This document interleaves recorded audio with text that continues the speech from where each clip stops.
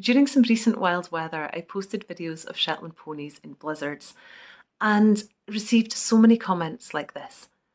Poor ponies, or saying it's cruel for them to be out in this sort of conditions. And so I thought I'd make a few videos just to give a little bit more context on the Shetland pony breed, these incredible little horses, and how they are quite literally shaped by storms. So if there's anything you want to know about Shetland ponies, if there's anything you've wondered about them, please just pop something in the comments. I will see if I can address that in some of the future videos. So for anyone that's not familiar with Shetland, we're an archipelago about 100 miles north of the Scottish mainland, which puts us at 60 degrees north.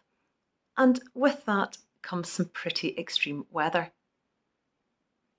Nowhere in the islands is more than 3 miles from the sea, and so our winter gales are salt-laden and they just scour the landscape. It's the sort of environment that has shaped every element of life for those that live here and continues to do so today.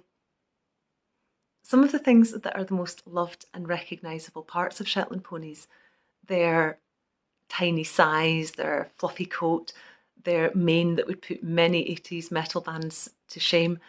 All of this developed because of being in this environment, living in this weather. They've been here since the Bronze Age, and when you see their coat, this is a double winter coat. It is wind and waterproof, and you can see here that the snow on it is just not melting because they're so well insulated. They are intelligent, they have weather sense, and they're usually living in big areas of hill. And so when they sense what weather's coming, they find a good place to shelter, turn their bums to the wind, and they get on with it. I often describe the history of Shetland ponies as being one of love and survival against the odds, because I'm sure you can imagine this sort of weather, this sort of landscape, it's not an easy place to make a living from the land. And in the past, people needed to be quite self-sufficient. They had a small croft, which is a type of small farm, from which they would have to produce pretty much everything they needed to survive.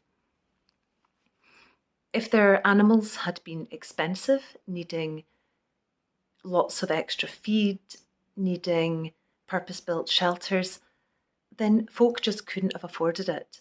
And so having these hardy little horses living out in the hill, they were an absolute lifeline for crofters. They cost little to keep, but provided important resources.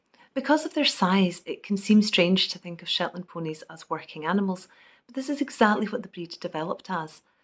They are so incredibly strong, and they were used for carrying people and goods across the countryside, and were the main source of overland transport before there was an integrated road network here. Probably the job they're most famous for was carrying home peat. Shetland doesn't have any trees, and so the only source of fuel was peat high up in the hill. And lines and lines of Shetland ponies with straw baskets called kishies on their sides would bring home this peat, which was the only source of fuel for the crofters' winters. Much has changed since the days that Shetland ponies brought home peat and worked on the farm, but this history is still essential to how the island's horses are understood today. The ponies from this past are still present in the stories told by pony breeders and in the bloodlines of horses out in the hill as I'm recording this. Adaptation and innovation mix with myth and memory as people and ponies continue to belong to these wild landscapes.